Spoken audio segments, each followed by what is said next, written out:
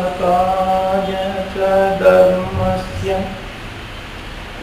सर्वधर्मस्वरूपिणे अवतारवरिष्ठाय ராமகிருஷ்ணாய தே நமக. அன்பின் வடிவாய் திகழ்பவளை, அருளே இயல்பாய் கொண்டவளை, இன்பம் யாவும் தருபவளை, எவர்க்கும் அன்பை அருள்பவளை, துன்பம் நீக்கி காப்பவளை, தூய அன்னை சாரதையை என்றும் போற்றி தொழுதிடுவோம், எல்லா நலம் எய்திடுவோம். அனைவருக்கும் வணக்கம். சுவாமி விவேகானந்தர் கூறிய கர்மயோக விளக்கத்தை பற்றி சில கருத்துக்களை கடந்த சில வாரங்களாக சிந்தித்து வருகின்றோம். இதுவரையிலும் நாம் பார்த்தவற்றினுடைய சாரம் என்ன என்றால், சுயநலம் சிறிதும் இல்லாமல், பலரில் பற்று வைக்காமல், நற்செயல்களை செய்து கொண்டே இருப்பதன் மூலம் முக்தி அடைய செய்யும் நெறி கர்மயோகம். இதுதான் பல கோணங்களிலே சுவாமிஜி விளக்கி வந்திருக்கிறார். அவற்றில் சிலவற்றை நாம் ஆராய்ந்தோம். இன்னும் சில கருத்துக்களை இன்று எடுத்துக்கொள்வோம். சுயநலம் இல்லாமல், அது ஒன்று. பலரையும் பற்று வைக்காமல், ரெண்டு கிட்டத்தட்ட ஒன்றுதான். சுயநலம் இருந்தால் தானே பலனை எதிர்பார்ப்போம். சுயநலமே இல்லை என்றால் பலனை எதிர்பார்க்க வேண்டிய அவசியம் இல்லை. பலனில் பற்று வைக்காமல் நற்செயல்களை செய்து கொண்டே இருப்பது, அதன் மூலமாக முக்தி அடைவதால். குறிக்கோள் எது என்றால் முக்தி அடைவதுதான். அந்த முக்தி அடைவதற்கு என்று பலவிதமான நெறிமுறைகளை நம்முடைய முன்னோர்கள் வகுத்து வைத்திருக்கிறார்கள். அவற்றுள் இந்த கர்மயோகம் என்பதும் இன்றியமையாத ஒரு நெறித்தான். பக்தி, ஞானம் இவற்றை போல கர்மயோகத்தை பலர் கருதாமல் இருந்த காலத்திலே, பக்தி எப்படி முக்தியை அளிக்குமோ, ஞானம் எப்படி முக்தியை அளிக்குமோ, அதுபோல கர்மமும் முக்தியை அளிக்கும் என்று வலியுறுத்துவதற்கு தான் சுவாமிஜி இத மிக விளக்கமாக பேசிக் கொண்டிருக்கிறார். பல இடங்களில் பேசியிருக்கிறார். இப்போது அதை பின்பற்றி நிறைய பேர் பேசிக் கொண்டிருக்கிறார். இதுல முக்கியமாக சிந்திக்க வேண்டிய ஒரு செய்தி, நற்செயல்கள் என்று குறிப்பிட்டிருக்கிறார். எவை நற்செயல்கள் என்ற ஒரு கேள்வியை கிளப்பிக் கொண்டு சுவாமிஜி ஒரு அற்புதமான விடை சொல்கிறார். நற்செயல்கள் நற்செயல்கள் என்று சொன்ன உடனேவே பலருக்கு என்ன ஏற்படுகிறது என்றால், உலகத்திற்கு நன்மை தரக்கூடிய செயல்கள், அதாவது உலகில் இருக்கக்கூடிய தீமைகளை எல்லாம் களைந்து எறிந்துவிட்டு நன்மைகளை வளர்த்து விடுவது, அதற்கான செயல்கள். அதே போல துன்பங்களை எல்லாம் தொலைத்து விட்டு இன்பங்களை பெருக்கி கொண்டு போவது, அதற்கான செயல்கள் நற்செயல்கள். இந்த கர்மயோகத்தை பற்றி சிந்திக்கக்கூடியவர்கள், கர்மயோகத்தை பற்றி படிக்கக்கூடியவர்களுக்கெல்லாம் மனத்தில் தானாக அமைந்துவிடக்கூடிய ஒரு கருத்து இதுதான். நம்மால முடிந்த வரைக்கும் உலகத்துக்கு நலம் செய்ய வேண்டும், நன்மை செய்ய வேண்டும், உலகத்தில் இருக்கக்கூடிய துன்பங்களை துடைக்க வேண்டும், தீமைகளை அகற்ற வேண்டும், நன்மைகளை பெருக்க வேண்டும். இதெல்லாம் செய்தால் அது கர்மயோகம். இதுக்கு எது எது முடியுதோ அதெல்லாம், நம்மால் எவ்வளவு முடியுமோ அவ்வளவு என்று ஒன்று நாம் சேர்த்துக் கொள்ளலாம். மகான்கள் செய்தது போல என்று இல்லாவிட்டாலும் நம்முடைய சக்திக்கு இயன்ற வரையிலும் இந்த நற்காரியங்களை செய்வது என்று பொதுவாக பொருள்படுத்துகிறோம். அது ஒன்றும் தவறு என்று சொல்ல முடியாது. ஆனால் அதுதான் அதனுடைய உண்மையான பொருளா என்ற ஒரு கேள்விக்கு சுவாமிஜி விடை சொல்லுகிறார். கடந்த கால வரலாற்றை வைத்துக் கொண்டு சொல்லுகிறார். என்ன சொல்கின்றார் என்றால், பிறரது வாழ்க்கையை சமன் செய்து செம்மைப்படுத்துவதற்காக, செப்பனிடுவதற்காக கடினமாக பாடுபட்ட ஆயிரம் ஆண்களையும் பெண்களையும் உலக வரலாற்றின் ஒவ்வொரு காலகட்டமும் தந்து கொண்டுதான் இருந்திருக்கிறது. அவர்கள் வெற்றி அடைந்தார்களா இந்த கேள்வி போடுறார் சுவாமி. உலக வரலாற்றை புறப்பட்டால், ஆராய்ந்து பார்த்தால், புரட்டி பார்த்தால், இந்த கர்மயோகம் என்ற பெயர் அவர்களுக்கு தெரியாமல் இருக்கலாம், அல்லது நாம் கர்மயோகம் செய்கிறோம் என்று சொல்லிக் கொண்டும் செய்யாமல் இருக்கலாம். ஆனால் கர்மயோகம் என்பதன் மூலமாக மற்றவர்களுக்கு நலம் செய்வது, உலக மக்களுக்கு நலம் செய்வது என்ற கருத்தை அடிப்படையாக வைத்துக் கொண்டு நாம் ஆராய்ந்து பார்க்கும்போது அப்படி நிறைய பேர் செய்திருக்கிறார். சாதாரண மனிதர்களால் நினைத்தும் பார்க்க முடியாத அளவுக்கு செய்திருக்கிறார். ஆயிரம் ஆயிரம் ஆண்களும் பெண்களும் ஒவ்வொரு காலகட்டத்திலையும் இருந்திருக்கின்றார்கள் என்று சுவாமி சொல்கிறார். வரலாற்றை நாம் ஆராய்ந்து பார்க்கும்போது நிறைய பேர் அப்படி இருந்திருக்கிறார்கள். அப்படி இருந்தும் இந்த உலகத்தில் அவர்கள் அது வெற்றி அடைந்திருக்கிறார்களா? அவர் நினைத்தது போல உலகத்தில் தீமையே இல்லாமல், துன்பமே இல்லாமல், நன்மையும் இன்பமும் மட்டுமே நிலைவர செய்திருக்க முடியும் என்றால், அதற்காகவே தங்கள் வாழ்க்கையை முழுமையாக தியாகம் செய்து கொண்ட அத்தனை பேர் இந்த உலகில் தோன்றி இருந்தும் கூட இன்னும் உலகத்தில் நிறைய கெடுதல்கள் இருந்து கொண்டுதான் இருக்கின்றன, துன்பங்கள் இருந்து கொண்டுதானே இருக்கின்றன. அப்போ கர்மயோகம் என்பது இதுதானா என்ற கேள்வியை அவர் கிளப்புகிறார். அதற்கு ஒரு எடுத்துக்காட்டும் சொல்லுகிறார். 13ஆம் நூற்றாண்டிலே இத்தாலியிலே வாழ்ந்த ஒரு கவிஞன் தாந்தே என்பவன், அவன் எழுதிய ஒரு இலக்கியத்துல நரகத்தை பற்றிய ஒரு வர்ணனை வருகிறான். டிவைன் காமெடியா என்று ஒரு இலக்கியம் எழுதியிருக்கிறான். அதாவது நரகத்தை பற்றிய வர்ணனை ஒன்று இருக்கிறது என்று சுவாமி சொல்கிறார். பொதுவாக நம்ம புத்தகத்திலேயே நிறைய இருக்கிறது. அது நம்ம கிருபானந்த வாரியார் பேசினா ஒரு 1/2 மணி நேரம் பேசுவார். இந்த பரதம் மாமன் வீட்டிலிருந்து திரும்பி வந்த உடனே ராமன் காட்டுக்கு போவதற்கு அவன் தான் காரணமாக இருந்து விட்டான் என்ற ஒரு தோற்றம் ஏற்பட்டு விடுகிறது அல்லவா? கைகை செய்த அந்த சூழ்ச்சியின் விளைவை பரதன் அனுபவிக்க வேண்டியிருந்தது அல்லவா? அப்போது அவன், நான் உண்மையிலேயே அந்த மாதிரி நினைத்திருப்பேனே, ஆனால் அந்த நரகத்துக்கு போவேன், இந்த நரகத்துக்கு போவேன், அந்த நரகத்துக்கு போவேன், உலகத்துல எத்தனை நரகம் இருக்குமோ அவ்வளவே கிருபானந்த வாரியார் மூச்சு விடாம சொல்லுவார். அவ்வளவு நரகம் நம்ம சாஸ்திரத்திலையும் இருக்குது. அதாவது என்ன பாவம் பண்ணுனா அதுக்கு என்னென்ன நரகத்துக்கு போகணும் என்று ஒரு கணக்கு இருக்கிறது. இது நம்ம நாட்டில் மட்டும்தான் இருக்கிறது என்பது கிடையாது, எல்லா நாட்டிலையும் இருக்கிறது என்பதற்கு சுவாமி சொல்றார். தாந்தே எழுதி இருக்கிறதுல அது இருக்கிறது. என்ன சொல்கிறார் என்றால், பொதுவா நரகத்துக்கு போவதற்கு பல காரணங்கள் உண்டு அல்லவா? கருமி போகிற நரகத்தை பற்றி சொல்றாங்க. கருமி என்றால் நிறைய பணத்தை சேமித்து வைத்துக் கொண்டு தானும் அனுபவிக்காமல் மற்றவர்களுக்கும் பயன்படுத்தாமல் அப்படியே பூர்வ காத்த புதைகளை போல வைத்துக் கொண்டே இருக்கிறான் அல்லவா? அவன் இறந்து போன பின்னாலே நரகத்துக்கு போவான். அந்த நரகம் எது போல இருக்கிறது, எந்த மாதிரி நரகம் என்று சொன்னால், அங்க ஒரு பெரிய மலை இருக்கணும். அந்த மலை அடிவாரத்தில் கொண்டு போய் இந்த மனிதனை விட்டு விடுவார்கள். அவன் கையில ஒரு தங்க கட்டியை கொடுத்துருவார்.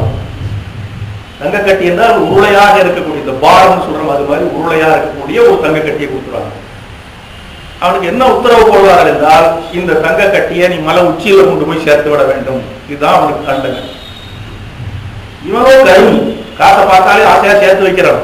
அதனால முதல்ல தங்க கட்டியை பார்த்தா இன்னும் ஆசை அதிகமா தானே இருக்கு. ஆஹா, தங்க கட்டி இங்க வந்து நமக்கு இதை கொடுத்துட்டாங்க, இது சொர்க்கம், இது நரகம் இல்லை என்றுதான் அவன் நினைப்பான்.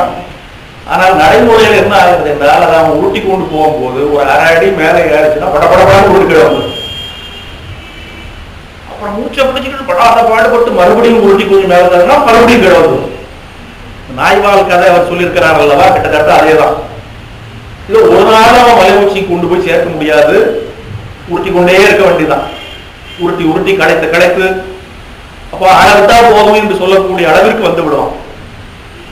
இதை போலத்தான் இந்த உலகம் என்று சொல்கிறார் சுவாமி.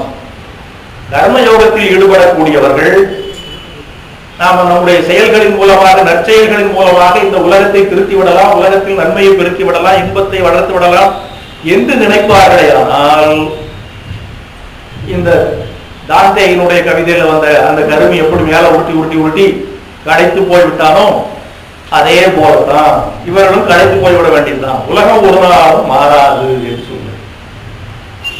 இதை இன்னும் பல விளக்கங்களோடு சொல்கிறார்.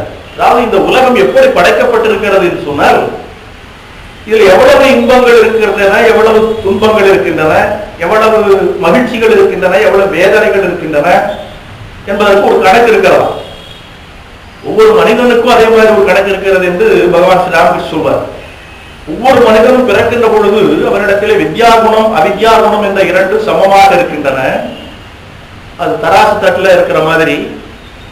அப்புறம் சில சமயங்கள்ல இந்த தட்டுல நிறைய ஏற்றிடுறாம, சில சமயத்துல அந்த தட்டுல ஏற்றிடுறான். எந்த தட்டுல அதிகம் ஏறுதோ அதுக்கு தகுந்தபடி அவனுடைய வாழ்க்கை அமைகிறது என்று சொல்வார்.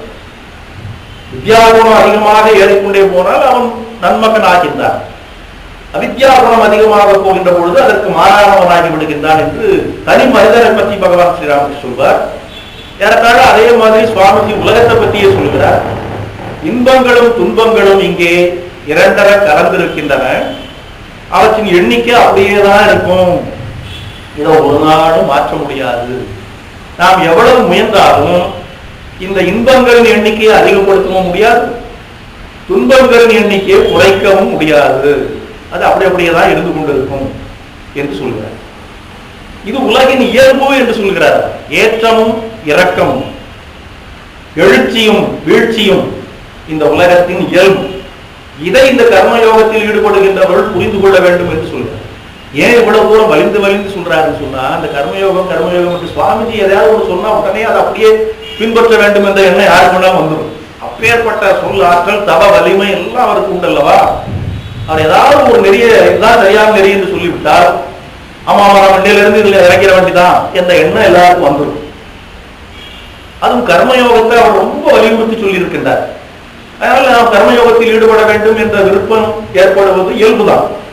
ஆனால் நடைமுறையில் என்ன ஆகும் என்றால், சுவாமிஜி சொல்லுகிற அந்த வார்த்தைகளின் வலிமையினால், தவத்தின் ஆற்றலினால் கேட்பவர்களுக்கு அப்படிப்பட்ட சிந்தனை வந்தாலும் சுவாமிஜி எப்போதும் கூடவே இருந்துட்டு இருப்பாங்க. சொல்லிட்டு அவர் வந்துடுவார். அப்புறம் ஒரு சில ஆண்டுகளான பிறகு என்ன ஆகும், இந்த மனிதனோ இந்த பெண்ணோ கர்மயோகத்தில் ஈடுபட்டு கொண்டிருப்பார்கள். அப்புறம் பார்த்தா இவங்க என்னைக்கு கர்மயோகத்தை ஆரம்பிச்சாங்களோ அதுல இருந்து ஒரு சில ஆண்டுகள் கழித்து பார்த்தா இந்த உலகம் முன்னவரை கொஞ்சம் மோசமா போன மாதிரியாக ஒரு உணர்வு வந்துடும். என்னடா இந்த சுவாமிஜி எப்படி கர்மயோகத்தை சொன்னாரு, கடைசியில பார்த்தா கதை இப்படி அல்லவா போய் கொண்டிருக்கிறது, சுவாமிஜி சொன்னது தப்பா அல்லது நாம் புரிந்து கொண்டது தப்பா என்ற ஒரு குழப்பம் ஏற்படும் அல்லவா. அது ஏற்பட்டு விடக் கூடாது என்பதனால்தான் கர்மயோகத்தில் ஈடுபட வேண்டியது உன்னுடைய கடமை. ஆனால் என்ன மனப்பான்மையோடு ஈடுபட வேண்டும் என்பதை புரிந்து கொள். நான் கர்மயோகத்தில் ஈடுபடுவதனால் இந்த உலகம் அப்படியே தலைகீழாக மாறிவிடும் என்று நினைத்துக் கொண்டு ஈடுபடாதே. அது அப்படித்தான் இருக்கும். அது தெரிந்து கொண்டு செய்யணும். அதுபோல பாடம் நடத்துகிற ஆசிரியர் எல்லாரையும் நல்லபடியாக கொண்டு வர வேண்டும் என்று நினைப்பதில் ஒன்றும் தவறு கிடையாது. அதுக்காக எல்லாரும் அதே மாதிரி வந்துடணும், வந்தாதான் நாம் பாடம் நடத்துவேன் அப்படின்னு சொன்னா நடத்த முடியாது. அதுல பலதரப்பட்ட மாணவர்கள் இருப்பார்கள். சிலர் நல்லா மேல வருவாங்க, சில பேர் நடுத்தரத்தில் இருப்பாங்க, சில பேர் கீழே இருப்பாங்க. எல்லாருக்கும் நாம் நடத்தித்தான் ஆகணும். அதை போலத்தான் இந்த கர்மயோகத்தில் ஈடுபடுகின்றவர்களும் மனத்தில் கர்மயோகத்தில் முக்கியமான குறிக்கோளை என்ன, பற்று வைக்கக்கூடாது, பலனில் பற்று வைக்காமல் சொன்னாரு. இதுவும் அதுதான். நான் இப்படி எல்லாம் செய்தா அப்படி வந்துடணுங்கிறத அதான் பெரிய பற்று. அந்த பற்று இருக்கக்கூடாது. அப்படி நினைப்பது, அதாவது ஏற்றமும் இறக்கமும் எழுச்சியும் வீழ்ச்சியும் எப்படி இயல்போ அதுபோல இன்பமும் துன்பமும் இயல்புதான் என்று புரிந்து கொள்ளாமல் இருப்பது எது போன்றது என்று சொன்னால், சாகாமல் வாழ்வோம் என்று நினைப்பது போன்றது என்று சொல்றார் சுவாமிஜி. எந்த ஒரு மனிதனாவது நான் எப்போதும் சாகாமல் இந்த உலகத்தில் வாழ்ந்து கொண்டே இருப்பேன் என்று நினைப்பானேயானால் அவன் சரியான அறிவுடையவன் என்று சொல்ல முடியுமா? எல்லாருக்கும் தெரியும். சாகிறதுக்கு யாரும் விரும்ப மாட்டாங்க, அது வேற விஷயம். எப்ப சாகிற அப்படின்னு கேட்டா முதல்ல ஒண்ணு கொண்டுட்டு அப்புறம் சாகணுமா? காரணம் என்னன்னா, சாகு என்பது யாருக்குமே விருப்பமானது கிடையாது. ஆனாலும் அதே சமயத்தில் உள்ளத்தில் ஒரு ஓரத்தில் அது ஒழித்துக் கொண்டுதான் இருக்கு. மரணம் வந்து கொண்டிருக்கிறது, மரணம் வந்து கொண்டிருக்கிறது என்று தவிர்க்க முடியாது. இல்ல இல்ல நான் சாக மாட்டேன், பாரதியார் சொன்னது போல், பாரதியார் ஒரு இடத்துல பாட்டினார் அப்படி, முந்த பூனை குத்துவதில் பயன் ஒன்று இல்லை, மோபாலே மடிந்திட்டான் புத்தங்கண்டீர், அந்த நாம் சங்கராச்சாரியன் மாண்டான், அதற்கடுத்த ராமானுஜனும் போனான் என்று ஒரு பெரிய பட்டியல் போடுவார். முடிக்கும் போது என்ன சொல்றாருன்னா, பரதுகளும் ராமனுமே ஆற்றில் விழுந்தான், பார் மீது நான் சாகாதிருப்பேன் கண்டீர்னர். அப்புறம் என்ன ஆனாரு, அவரும் 39 வயசுல போயிட்டார். அப்போ அவர் சாகாமல் இருப்பேன் என்பதற்கு அவர் கொண்ட அர்த்தம் வேற. மரணம் இல்லா பெருவாழ்வு என்ற ஒன்று இருக்கத்தான் செய்கிறது, அது ஒன்றும் சந்தேகம் இல்லை. ஆனால் எந்த மரணம் இல்லா பெருவாழ்வு என்பதை புரிந்து கொள்ள வேண்டும். அதை புரிந்து கொள்ளாமல் நான் சாகாமல் இருப்பேன் என்று சொல்லிக் கொண்டிருப்பதில் அர்த்தம். அதே பாட்டில் வேற ஒரு வரியில் என்ன சொல்லி இருக்கின்றார் என்றால், சாகாமல் இருப்பது நம் சதுரால் அன்று, சக்தி அருளாலந்தோ பிறந்தோம் பார்மேல் என்று சொன்னார். அன்னை பராசக்தி அல்லவா நம்மை இந்த உலகத்துக்கு கொண்டு வந்தாள். அப்ப நாம சாகணுமா சாகாமல் இருக்கணுமாங்கிறது அவதாரம் முடிவு பண்ணணும். நான் நினைத்து பிறக்கவில்லை, அதே மாதிரி நான் நினைத்தால் இறக்காமல் இருக்க முடியாது என்று அதே பாரதி சொல்வதையும் பார்க்கின்றோம். அதான் சுவாமி சொல்லுகிறார், சாகாமலே இந்த உலகில் ஒரு மனிதன் வாழ்ந்து கொண்டிருக்க முடியும் என்று நினைப்பது எப்படி தவறோ அறியாமையோ, அதுபோல துன்பமே இல்லாத இன்பத்தை உருவாக்கி விடலாம் என்று நினைப்பதும் அறியாமல் தான். அது ஒரு நாளும் சாத்தியம் இல்லை என்று சொல்றார். ஆனால் உலகத்துல இன்பமும் துன்பமும் இருக்கிறத நம்ம பார்க்கும்போது இன்பத்தை பார்த்தா இதுல எப்படி இருந்தா பரவாயில்லை என்று தோன்றுகிறது, துன்பத்தை பார்க்கிற போது இதெல்லாம் இல்லாம இருந்தா பரவாயில்லை என்று தோன்றுகிறது என்ற எண்ணத்தை நாம தவிர்க்க முடியாது. அதற்கு பல விளக்கங்களை அவர் கொடுக்கின்றார். இன்பமும் துன்பமும் எப்படி இரண்டாக கலந்து இருக்கின்றன என்பதை புரிந்து கொண்டு விட வேண்டும் என்பதுதான் அவர் சொல்ல வருகிறார். பொதுவாக நாம் இன்பம் துன்பம் என்று சொல்லுகிறோம். ஒரு பக்கம் பார்த்தா இன்பமா இருக்குதுன்னு, ஒரு பக்கம் பார்த்தா துன்பமா இருக்கிறது என்று சொல்லுகிறோம். அது ஒருத்தருடைய வாழ்க்கையில் இன்பம் நிறைந்திருக்கிறது, இன்னொருத்தருடைய வாழ்க்கையில் துன்பம் நிறைந்திருக்கிறது என்று சொல்லுகிறோம். சுவாமிஜி என்ன சொல்கிறார் என்றால், அதெல்லாம் ஒண்ணும் கிடையாது, உலகம் அப்படியேதான் இருக்கிறது. நாம் அப்படி திரும்பி பார்க்கிற போது சில இடத்துல இன்பமா இருக்கிற மாதிரி தெரிகிறது, உடனே ஆனா உலகம் இன்பமயமாக இருக்கிறது என்று முடிவு பண்ணி விடுகிறோம். இன்னொரு பக்கம் திரும்பி பார்த்தா அது துன்பமாக இருக்கிறது, அப்ப உலகம் துன்பமயமானது என்று நினைத்து விடுகிறோம். அப்ப நாம் பார்க்கின்ற இடத்தில் எது இருக்கிறதோ அதுக்கு ஏற்ப நம்முடைய கருத்தை நாம் உருவாக்கி கொள்ளுகிறோம். அதனால உலகம் பூராமே அப்படித்தான் இருக்கிறது என்று நினைத்து விடக்கூடாது. அதுக்கு உதாரணம் சொல்கிறார். சின்ன பையன் இருக்கிறான், அவனுக்கு அப்பா அம்மா வேண்டியதெல்லாம் செய்யறாங்க, எல்லாம் செய்யறாங்க. வாழ்க்கையில் அவனுக்கு துன்பம் தான் என்னன்னே தெரியாது, எல்லாம் ஆனந்தமயம் இன்பமயம் என்று அவன் நினைத்துக் கொண்டிருக்கிறான். வயதான தாத்தா இருக்கிறாரு, அவர்கிட்ட அதே மாதிரி எதிர்பார்க்க முடியுமா? ஏன்னா இந்த பையனுக்கு இப்பதான் வாழ்க்கை தொடங்கி இருக்கிறது. அதனால பெற்றோர்கள் ஆர்வத்தோடு அவனுக்கு வேண்டியதெல்லாம் செய்யறாங்க. அவன் சாப்பிட வைக்கிறதுக்குள்ள எவ்வளவு முயற்சி எடுக்கிற, வீட்டுல இருக்கிற எல்லாரும் உட்காந்துக்குவாங்க. சாப்பாடு ஆரம்பிச்ச உடனே டிவி போடணும், உடனே டிவியை போடணும். அந்த டிவிக்கு பக்கத்துல கொண்டு போய் ஒரு சின்ன இதை வச்சுக்கிட்டு அந்த அம்மா தட்டை கையில வச்சுக்கிட்டு அப்படி எடுத்து ஊட்டி விடணும். அப்புறம் திடீர்னு தண்ணி கொண்டாடணும், போய் எடுத்து கொண்டாந்து கொடுக்கணும். சாப்பிட்டுட்டே இருக்கும்போது ரொம்ப சூடா இருக்குதே, உடனே கொஞ்சம் ஊதி ஊதி கொடுப்பாங்க. அப்புறம் 2 தடவை பார்த்து ரொம்ப ஆறி போச்சாமா, உடனே அதுக்கு அப்படியே போட்டு ஹாட் பாக்ஸ்ல இருந்து மறுபடியும் எடுத்துட்டு வந்து கொஞ்சம் இப்படியே கொடுத்து கொடுத்து பழக்கிறாங்க. அவங்க வேணுங்கிற ட்ரெஸ் வாங்கி கொடுக்குறாங்க, என்ன வேணாலும் உடனே கிடைக்குது. அப்ப அவனுடைய பார்வை எப்படி இருக்கிறது, அவன் பார்க்கின்ற உலகம் எப்படி இருக்கிறது என்றால் இன்பமயமான உலகமாக இருக்கிறது. அதே ஒரு 90 வயசு ஆகி போச்சு, எல்லாத்தையும் பார்த்துட்டாரு, என்னையா வாழ்க்கை தலித்து போயிருக்க பலவிதமான அனுபவங்கள், அந்த அனுபவங்களின் மூலமாக ஏற்பட்ட விரக்தி மனப்பான்மை அவருக்கு உலகம் துன்பமயமானதாக இருக்கிறது. உலகத்துல இன்பம் எங்கேயா இருக்குது அப்படிங்கிறார் அவர். இப்ப அந்த சின்ன பையன் சொல்லுகிறது உண்மையா, இந்த பெரியவர் சொன்னது உண்மையானா? ரெண்டும் பாதி உண்மை. அதே சமயத்துல பாதி உண்மைனா பாதி போய் தான். அது இன்பமானதும் அல்ல, துன்பமானதும் அல்ல, இரண்டும் கலந்ததுதான். நாம் எதை பார்க்கின்றோமோ அதற்கு ஏற்ப அதை பற்றிய நம்முடைய கருத்தை நாம் உருவாக்கி கொள்ளுகின்றோம். இதை முதல்ல புரிந்து கொள்ள வேண்டும் என்கிறார் சுவாமிஜி. இன்னொரு விளக்கம் கொடுக்கிறார். உலகம் என்பது தன்னளவில் அது தானா அப்படிதான் இருக்கிறது, அது நல்லதும் அல்ல கெட்டதும் அல்ல. நல்லது கெட்டது பார்த்து நல்லதை வளர்க்கிறது கெட்டதை ஒழிக்கிறது என்றெல்லாம் நினைத்து விட வேண்டாம். அது தன்னளவில் நல்லதும் அல்ல கெட்டதும் அல்ல, நமக்கு ஏற்படக்கூடிய அனுபவங்கள் தான் அப்படி அமைத்துக் கொடுக்கின்றன என்பதற்கு மீண்டும் அதே வேறு விதத்தில் சொல்கிறார். ஒரு இளைஞன், சின்ன பையனை வைத்து முதல்ல சொன்னார், அப்புறம் ஒரு இளைஞனை வைத்துக் கொண்டு சொல்கிறார். அவன் இப்போது அவன் முன்னால் வாழ்க்கை அப்படி விரிந்து பறந்து கிடக்கிறது. அப்ப உலகம் பூராவும் நல்லதாக அவனுக்கு தோன்றுகிறது. அதுவே ஒரு சில நாட்களில் உயிர் போய்விடும் என்கின்ற நிலையில் இருக்கக்கூடிய அந்த பெரியவர், அவருடைய பார்வையில் அது முற்றிலும் மாறாக இருக்கிறது. என்றால் நிறைவேறாத ஆசைகளை அவர் ஏராளமாக மனத்தில் சுமந்து கொண்டிருக்கின்றார். இதே இளைஞனை போல அவரும் ஒரு காலத்தில் இளைஞனாக இருந்தவர் தான். அப்படி இருந்த போது அவருடைய மனத்தில் எதிர்காலத்தில் நான் அதை செய்வேன் இதை செய்வேன், அப்படி ஆகி விடுவேன் இப்படி ஆகி விடுவேன் என்று எண்ணற்ற கனவுகளை இதயத்திலே தேக்கி வைத்துக் கொண்டிருந்தவர் தான் அவர். ஆனால் காலம் கழிந்து போய்விட்டது, ஆண்டுகள் பல உருண்டு ஓடி போய்விட்டன. இப்போது உட்கார்ந்து கொண்டு யோசனை செய்து பார்க்கின்றார். நான் அப்படி நினைத்தேன் இப்படி நினைத்தேன், எதுவுமே நடைபெறவில்லை, இது என்ன உலகம் என்று அவர் நினைக்கிறார். அப்போ உலகம் அப்படியேதான் இருக்கிறது. அவர் இளைஞனாக இருக்கிற போது எப்படி இருந்ததோ அதே போலதான் வயதானவராக இருக்கிற போதும் இருக்கிறது. ஆனால் அன்று இருந்த மனநிலை வேறு, இன்று இருக்கின்ற மனநிலை வேறு. அதற்கேற்ப உலகம் மாறி காட்சி அளிக்கிறது. நெருப்பை வைத்துக் கொண்டு அவர் சொல்கிறார், நெருப்பு தன்னளவில் நல்லதா கெட்டதா ஒன்று கிடையாது, நல்லதும் இல்லை கெட்டதும் இல்லை. குளிர்காய்கின்ற போது அது நல்லதாக தெரிகிறது, கையை விரல வச்சு சுட்டு போடுகிற போது அது கெட்டதாக தோன்றுகிறது. கிராமங்கள்ல பார்க்கலாம், மலையோர கிராமங்கள்ல அந்த காலத்துல அடிக்கடி ஒரு காட்சி கண்ணில் படும். இந்த குளிர்காலம் மார்கழி மாசம் வந்துட்டு அவர்கள் கண்ணு நடுங்கிட்டு இருப்பாங்க. இப்ப இருக்கிற மாதிரி இந்த வசதிகள்லாம் வராத காலம் அல்லவா. அதனால கிராமத்து மக்கள் என்ன செய்வாங்க, இந்த சுள்ளி விதை எல்லாம் போட்டு நெருப்பு மூட்டி கூழ் காய்ச்சிக்கிட்டு இருப்பாங்க, குளிர் காய்ச்சிக்கிட்டு இருப்பாங்க. அப்போ சில பேருக்கு அவன் குளிர் காயணுங்கிற எண்ணம் வரும், அதுக்கு எழுந்திரிச்சு போய் இந்த நெருப்பு மூட்டணுமே, அதுக்கு கூட அந்த குளிர் விட மாட்டேங்குதுன்னு நடுங்கிட்டு இருப்பாங்க.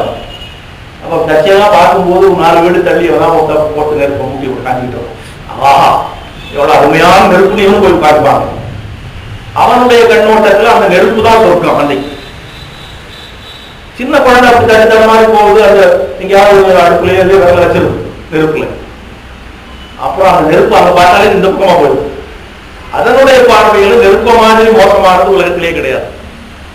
உண்மையில் நெருப்பு நல்லதா கெட்டதா, இன்பம் தருவதா துன்பம் தருவதா ஒன்றும் கிடையாது. அது நெருப்பு நெருப்பு தான், அதுவாக இருந்துட்டு தான். நமக்கு எப்படி அனுபவம் ஏற்படுகிறதோ அதற்கு ஏற்ப அதை நாம் பொருள்படுத்துகின்றோம் என்று சுவாமி சொன்னார். அப்போ ஒன்று நாம் பார்க்கின்ற இடத்திலே உலகம் எப்படி இருக்கிறதோ அதற்கு ஏற்ப அந்த உலகை பொருள்படுத்துகின்றோம். இன்னொன்று நாம் பார்க்கின்ற பார்வை எப்படி இருக்கிறதோ அதற்கு ஏற்ப உலகை பார்க்கின்றோம். அது மாறுகிறது. அது அடிக்கடி சொல்வார்கள், ஒரு கதை சொல்வார், மகாபாரதத்தில் வந்ததாக சொல்றாங்க. சிலரெல்லாம் வரும், சிலரெல்லாம் வந்ததாக சொல்லிடுவாங்க. இப்படி ஒண்ணு வச்சுட்டு நல்ல கருத்தை சொல்றதுக்கு வைத்துக் கொள்ள வேண்டியதானே. துரோணாச்சாரியார் சொன்னாராம், நம்முடைய மாணவர்களுக்கு ஒரு பரீட்சை வைத்தார். கௌரவர்கள் பாண்டவர்கள் இரு தரப்பினர். கௌரவர்கள் உத்தமன் துரியோதனம், பாண்டவர்கள் உத்தமன் தர்மன், 2 பேரையும் கூப்பிட்டுடே உங்களுக்கு பரீட்சை என்ன. தர்மனை கூப்பிட்டு சொன்னார், உலகம் பூரா ஒரு சுத்திட்டு வா, உலகத்துல மோசமான மனிதன் யாருன்னு கண்டுபிடிச்சிட்டு வாட்டார். தர்மனை அப்படி சொல்லிட்டு துரியோதனை கூப்பிட்டு, ஏய் நீ போ, உலகத்துல நல்ல மனிதன் யாருன்னு கண்டுபிடிச்சிட்டு வாட்டார். 2 பேர் சுத்திட்டு வந்தாங்க, ஒருத்தரையும் காணாம.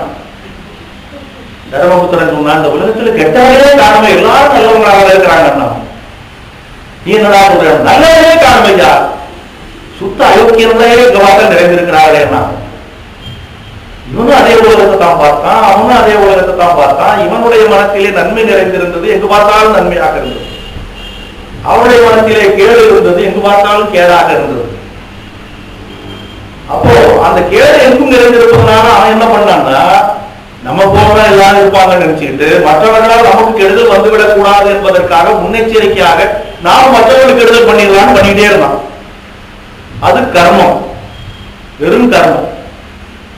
இவன் என்ன பண்ணான்னா, உலகம் பூராவும் நன்மையாகத்தான் இருக்கிறது, நாம செய்ய வேண்டியது ஒண்ணுமே இல்லையே, எங்க பார்த்தாலும் நல்லதுதான் இருக்குது, நாம செய்ய வேண்டியது என்ன இருக்குது. அதாவது கஷ்டப்பட்டா அவனுக்கு உதவி செய்யலாம், ஒருத்தருக்கு பணம் தேவைப்பட்டா பணம் கொடுக்கலாம், ஏதேனும் ஒரு உதவி தேவைப்பட்டா செய்யலாம். எல்லாரும் நல்லவங்களா இருக்கிறாங்க, எல்லாரும் மகிழ்ச்சியா இருக்கிறாங்க, நாம செய்ய வேண்டியது ஒன்றுமே இல்லையே அப்படின்ட்டு பேசாம அவன் போய் உட்கார்ந்து விடவில்லை. உலகம் நல்லதாக இருந்தாலும், உலக மக்கள் நல்லவர்களாக இருந்தாலும், நமக்கென்று ஏற்பட்ட கடமைகளை நாம் செய்து கொண்டுதான் இருக்க வேண்டும். ஒரு இடத்துல சொல்றாங்க, இந்த உலகில் வாழக்கூடிய மனிதர்கள் யாராக இருந்தாலும், மற்ற உயிரினங்களாக இருந்தாலும், நித்தம் ஆற்றுதற்கு உள்ள கடமைதான் முன்வந்து அப்ப கணந்தோறும் இருக்குமாறு அது போற்றும் பொழுதில் குறிக்குவார் பல சூழ்ந்து கடமை அழிப்பரோ என்று கேட்டார் தம்பிமார்கள். ஒவ்வொருவருக்கும் அவ்வப்போது நடத்த செய்ய வேண்டிய கடமை முன்னால வந்து நிற்கும், கடவுள் கொண்டாந்து கொடுப்பார், அதை நாம செய்யணும், அவ்வளவுதான். இதனால அவனுக்கு நன்மை வருமா, இவனுக்கு கெடுதல் வருமாங்கிற எண்ணமெல்லாம் நமக்கு தேவையில்லை. கடமையை நாம் செய்ய வேண்டும், நமக்கு என்று ஏற்பட்ட கடமையை நாம் செய்து கொண்டிருக்க வேண்டும் என்ற உணர்வோடு அவன் செய்தால் அது கர்ம யோகம்.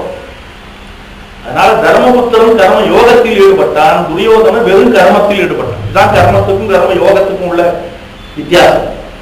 அதனால உலகம் எப்படி இருக்கிறது என்பதை பற்றி சிறிதும் பொருட்படுத்த வேண்டாம், அதை எப்படி ஆக்க வேண்டும் என்றும் திட்டமிட வேண்டாம். உனக்கு ஏற்பட்ட கடமையை செய்து கொண்டே இரு, அதுதான் கர்மயோகம். அதுல பலனை பற்று வைக்காதே என்று சொன்ன. அப்படி செய்து கொண்டே வருகிற பொழுது இந்த உலகத்தை நாம் நல்லதாகவோ கெட்டதாகவோ பொருட்படுத்த வேண்டாம் என்று சொல்லுகிற பொழுது அப்போ நல்லதை வளர்க்க வேண்டிய அவசியம் இல்லை, கெட்டதை அழிக்க வேண்டிய அவசியமும் இல்லை, அந்த கடமையை நமக்கு யாரும் சுமத்தவும் இல்லை.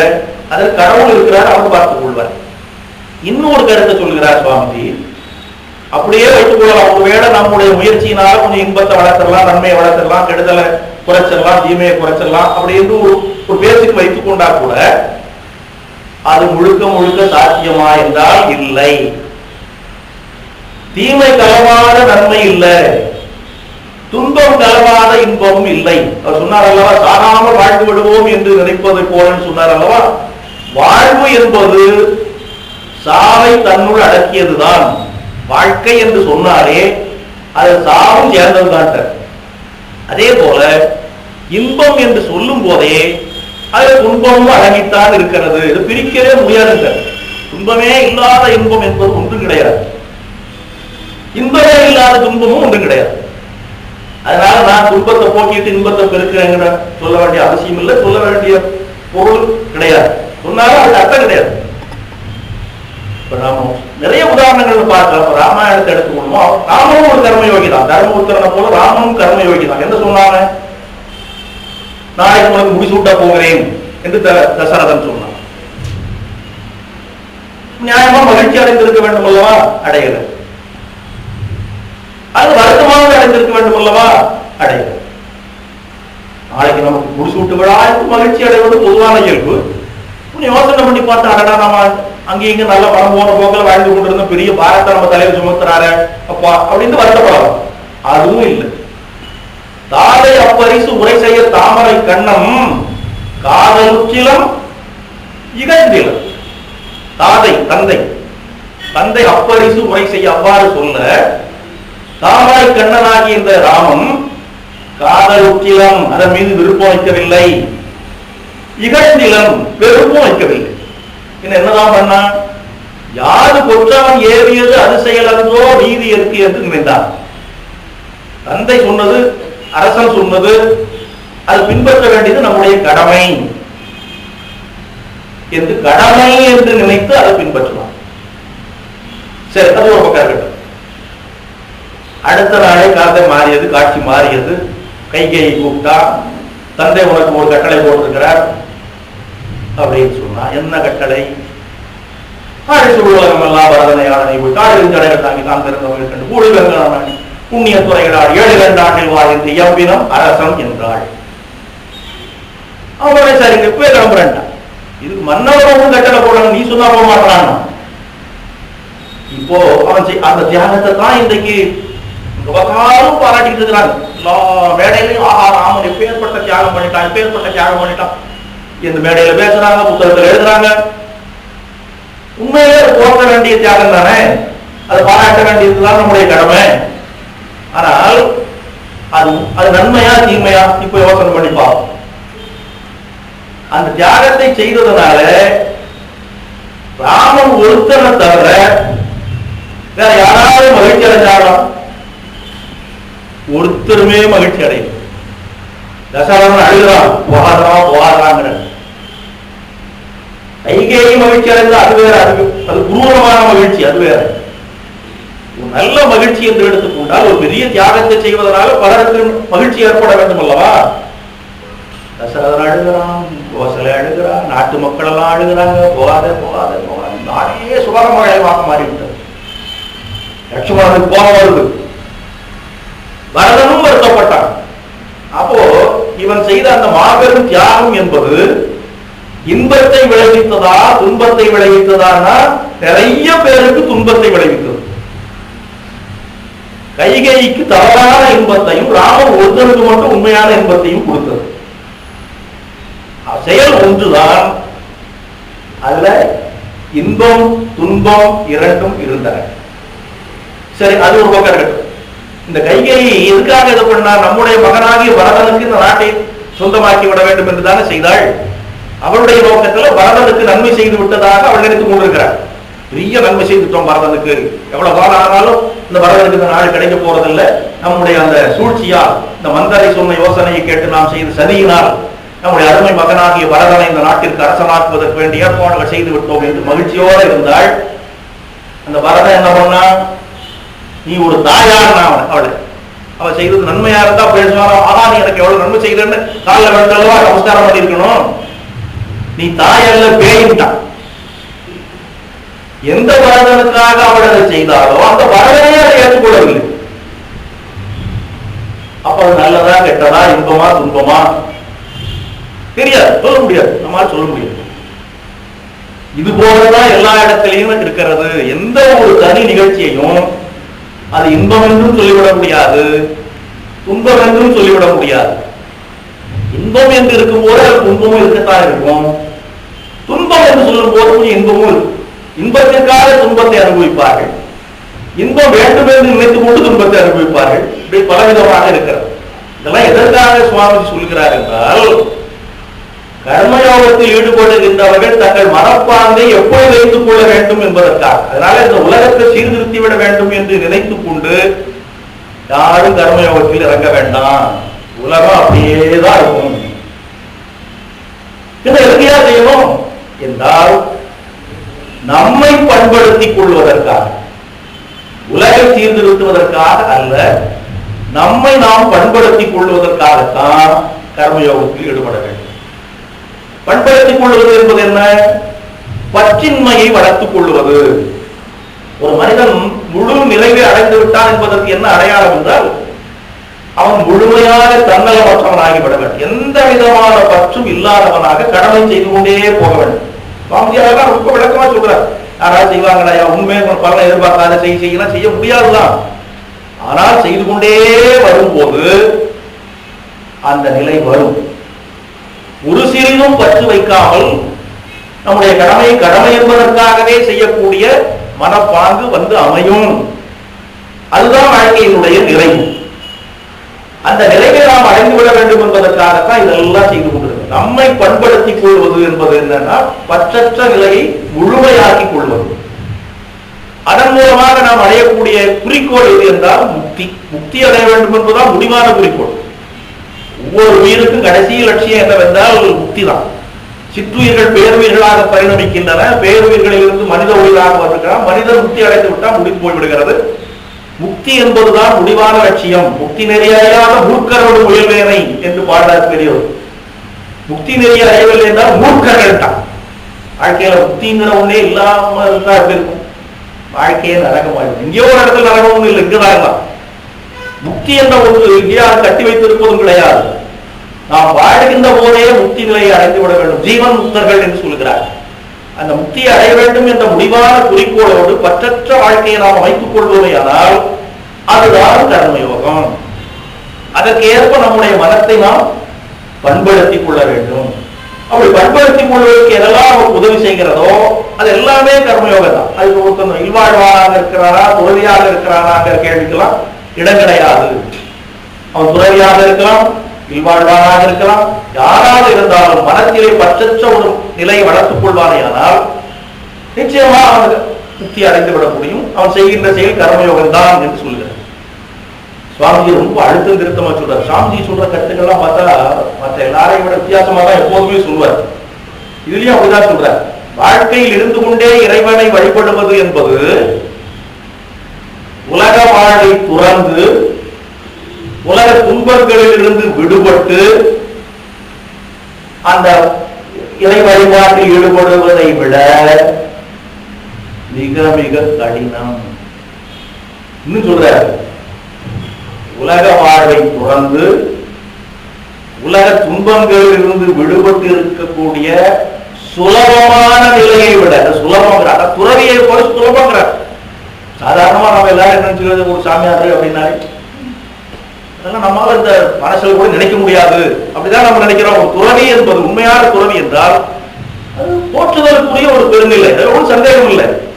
நம்ம போன்ற மனிதர்களுக்கு அது சாத்தியமே இல்லை அப்படின்னு நாம நினைக்கிறோம். அவ்வளவு உயர்ந்த நிலை அது. சுவாமிஜி என்ன சொல்றாருன்னா, அதெல்லாம் ரொம்ப சாதாரண ஜாகிரதை. துறையாக ஒரு பெரிய விஷயமா, அதுல என்ன இருக்குது?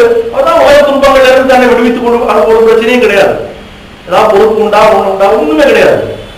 இந்த உலக வாழ்க்கையில இருந்துகிட்டே இறைவன் நினைக்கிறாப்பா, எவ்வளவு கஷ்டம் அவனுக்கு. இவன் தான்